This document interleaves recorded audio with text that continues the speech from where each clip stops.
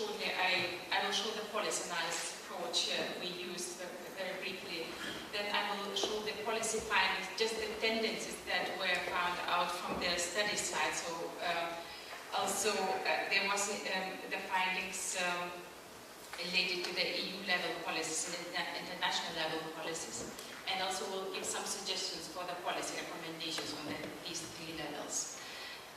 So talking about the policy approach, the key question we said was, how do policies modify through cross-level interactions, not direct interactions, the socioeconomic and ecological characteristics of the systems and impact the resilience. So there are the policy for the resilience of the systems. So as mentioned, three levels of analysis, and we have different issues in different study sites, so also different set of policies that we analyze. On the international level, we also focus just on Rio conventions and voluntary land use guidelines, though there are much more other land use related international documents. So going further, in policy analysis, we looked at the effectiveness of policies, defining it as the extent to which the implemented policies has achieved their stated goals or maybe other goals. So we looked at the policy implementation aspect, like policy actors, goals, objectives, instruments used. Also we looked at the synergies between the policies and the instruments. We looked how the impact of policies, whether it's direct or indirect, positive or negative impact to land degradation and desertification issues. This is just a short example of how we then summarize all these findings, looking just example of Matera study side of different set of policies and evaluating the policy effectiveness with having high, medium, and low. You see high is green. So even the Matera was one of the study sites with very good implementation of policies. You see that there are so many also ineffective policies, which I now will show with the policy findings at the study sites. So we found it out that a general tendency is that the policies and instruments in place are largely sufficient. So they are actually not badly designed for the land problems, but there is a weak implementation, so we don't reach the impact what the policies could do. And this normally was due to, or in general was due to low capacity in institution governance structures, lacks of skills and knowledge still. Also we found out that insufficient implementation of environmental policies in comparison to regional development policies, which were actually very well implemented in the study site. So the environmental policies not implemented due to lack of funding, ineffective cooperation and collaboration between different stakeholder groups. Also there was a weak local community trust, which also contributed to this low implementation of the policies. There was also absence of environmental components in sectoral regional development policies. So they are in the design of the policies, but they were not enforced. We also find out that mandatory policies are better implemented than voluntary standards. They will also show the findings that overlapping competences and roles, superposition of different levels of governance were hampering achievement of shared common objectives. Also, there was a lack of inspections mentioned as, for example, not implementation of cross-compliance measure.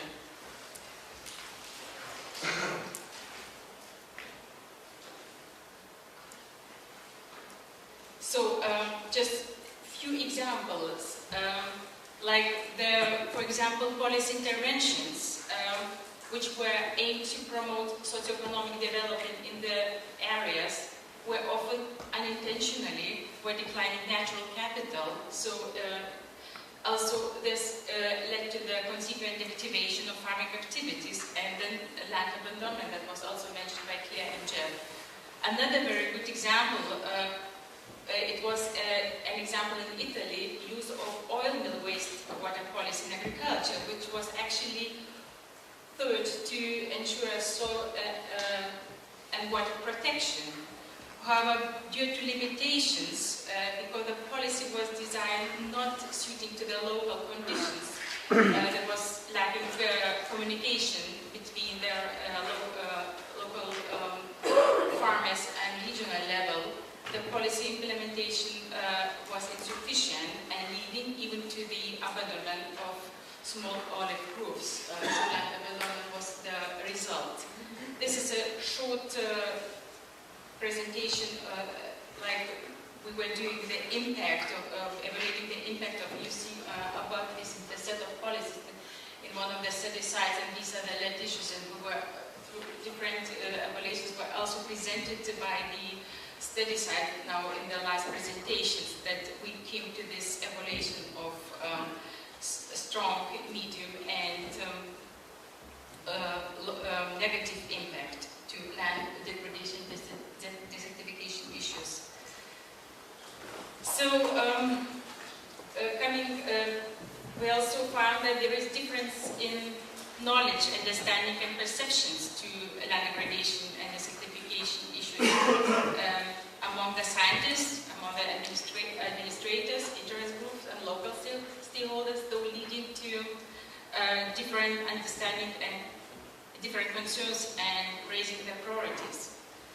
So just to answer our key question, how do policies impact the resilience, we found it out that this is really depending on the implementation on the local context, and the policies might be both. They might be a driver and a response to land degradation issues, as I showed with the previous examples, also unintentionally. So effects of the policy can be simultaneously contradictory or proved to have quite the opposite effect of the anticipated result. Also, the policies not only reach the result, but they also initiate other changes in socioeconomic and environmental conditions, which are normally not foreseen by the policies, and affects in this way the resilience of the systems.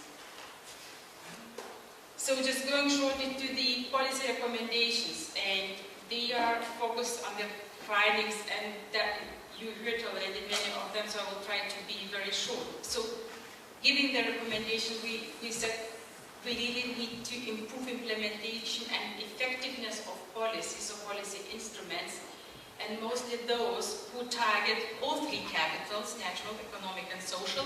Either it is in one policy instrument, or it should be a mixture of policies, but the three capitals have to be addressed. So very suitable would be for this support sustainable management practices, which would improve the natural capital, but at the same time would improve the economic capital. Also support multifunctionality for rural areas, which was presented by INMA also as a finding. Also, there should be, we should consider differences between the land teams, because, for example, it was found out that croplands has much more possibilities for this diversification than, for example, grazing land. So also, like recommendations to address social lock-ins, like to facilitate access to the land for common or abandoned land areas, in particular for young people, in this case addressing the abandonment of land. Strengthen environmental policy integration, integration of environmental components in sectoral policies. Strengthen the synergy between different policies, but also like promoting like intersectoral agreements. One good example was between agriculture and tourism policies on local basis, facilitating agritourism enterprises, and this way again supporting diversification of activities at the study sites. The next very important finding, again, it was mentioned by Agostino, that we have to shift from system reliance from external funding and move more to the internal financing systems, because the external fundings, it's not clear how long they will be available. So we have to think about the support of business startup or broader access to the credits. Also, we have to, the financial assistance, we have to think about the resource, impact on the resource or resource use. I talk in this way, land resource. So the assistance, financial assistance has to be connected with the resource use and resource conditions. So again, the differences in land teams, like for example, sustainable forest management practices, it takes time until they give economic benefits. So we have to think about additional alternative sources of sustainable short-term incomes for these systems. So again, it was already mentioned by the study sites. We have to look what is needed on the local level. It should be the policies, EU policies, national policies, has to be flexible to allow the simplification tailoring to the local situation. And for this is a need to dialogue with local farmers. So again, what also mentioned by Maria is it is known, but there is still a need to talk for politicians, with the farmers. Also further, we still need to support the development of networks and partnerships, learning, knowledge transfer at multiple spatial scales and between different actors. For example, World Development Programs show as a good instrument for this. Also, we have to promote awareness raising schemes, training courses, again about talking about the optimal cropland management for specific soil types, maintenance of local traditional management knowledge, and also facilitate an adaptive co-management approach, where we combine the results of dynamic learning with the sharing of the responsibilities. So, just before going to the EU level, the main finding is the policies have to be implemented. So I heard a very nice comment, we should maybe issue a law which is telling the laws have to be implemented. And then it's, the problems are solved. Okay, going further, this is policy findings on EU, and I will then show on the international findings and the recommendations. These are based on the idea, like to support the three capitals and to support that the system is depending on itself and not on the external support.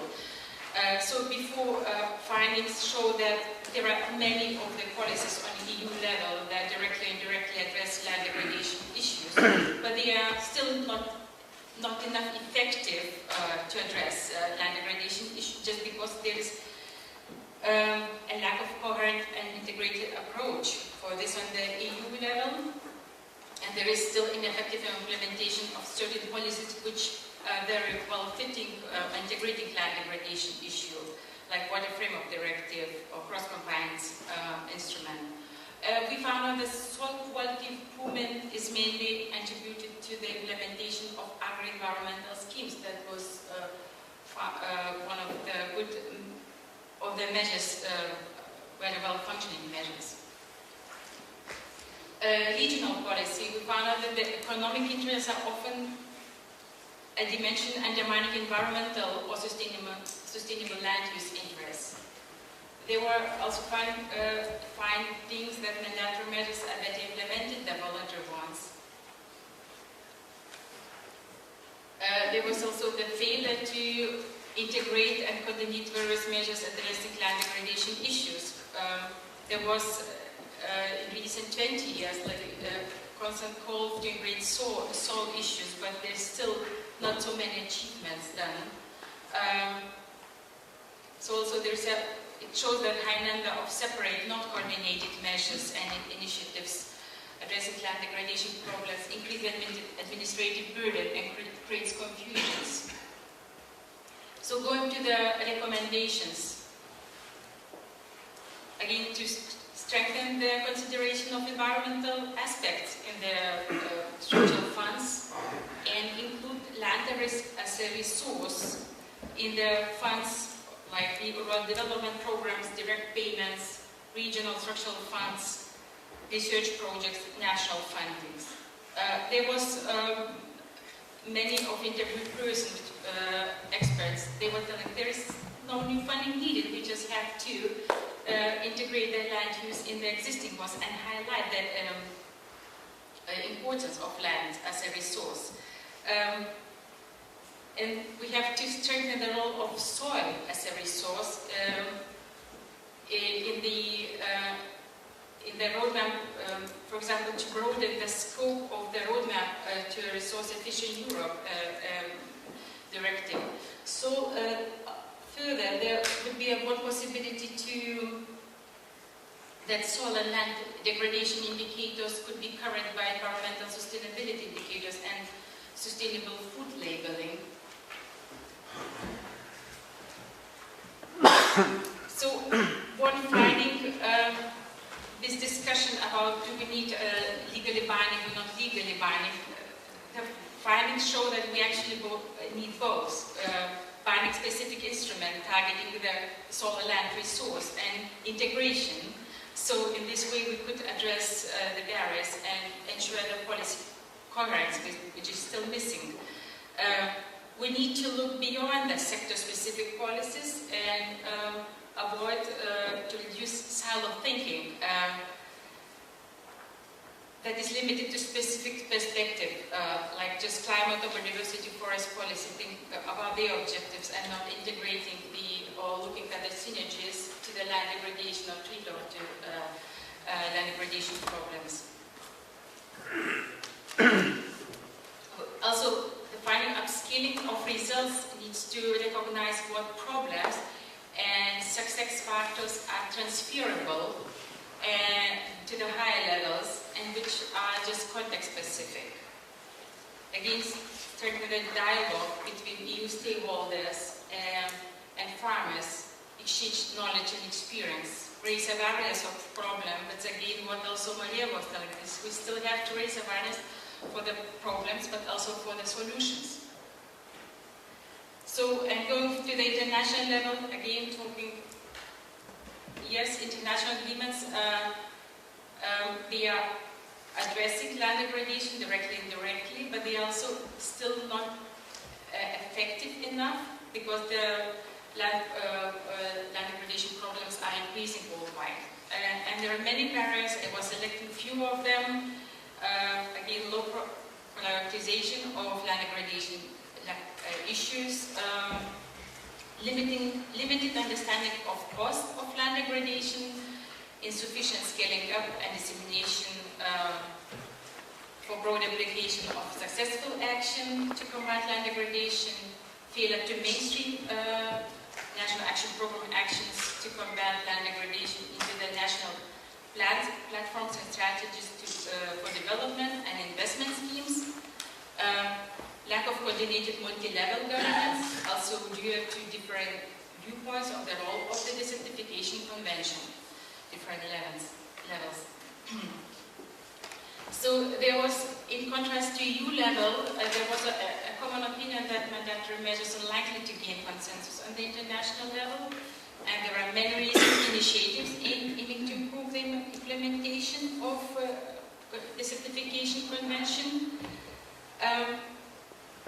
But even though we give few suggestions how there could be, according to the letter of findings, again, improving all new capitals and considering specifically improving social capital, which is going to the higher levels, the social capital improvement of social capitals is becoming a much more important aspect. So again, use both aspects. Implement the land degradation issue should be integrated mainstream, but at the same time there should be a suggestion is to adopt a horizontal thematic annex to the convention. So this way we could face the sole issue in the convention, also to overcome the current geographical limitations, and in this way to give a kind of flexibility to the convention to react to the changes, scientific findings, and not just stay on the regional level. Also developing an international legal instrument which is address soil issues. We could contribute to the land degradation neutral goal. Also, in addition to the broader land and ecosystem topic, we should highlight the problem of soil regulation and desertification separately, and also establish, though there is opinion that the monitoring is enough, but still should be a comprehensive monitoring for the consistent collection of data. And also there is a huge need to consolidate already existing data, many of existing data. So going to the final recommendations,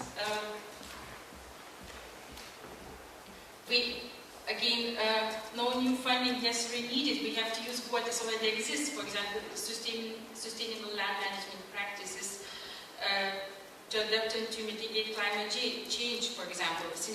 We would have then synergetic outcomes to alleviate land degradation, to reduce climate change. So it's kind of project packaging with a win-win situation. We have to look at the economic return of certain sustainable land management practices for self-financing.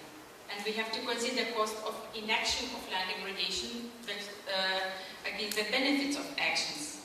We have to think about new forms of international governance, multi-level governance, reconsider responsibilities and efficiency holder participation processes, and that was very common suggestion that we have to get away from the top-down approach. A fresh start is needed, and bottom-up, and involving land owners, a person working with the land. So, thank you very much for listening, and comments, questions.